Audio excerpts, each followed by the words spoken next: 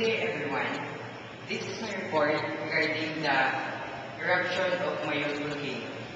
On the first article, according to the according to this first article, lava cascaded down to the Philippines' most active volcano as authorities rush to evacuate thousands ahead of possible death eruption. This means the residents did not stand by to leave their houses for their own sake, especially for those houses which are nearby the Mayon volcano. Meanwhile, on the second article, it was said that pressure inside the magma chambers by a volcano could trigger a violent eruption. It's based on the Philippine Institute of Volcanology and Seismology.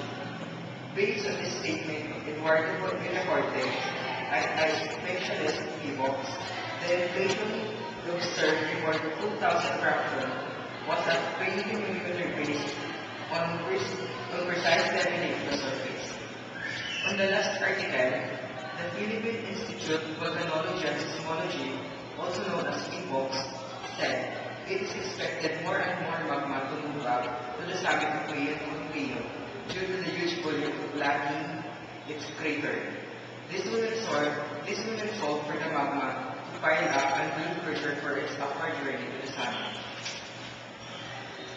Fortunately, as of now, residents and buyers are hoping for a safe environment and for them to have a conducive place to live.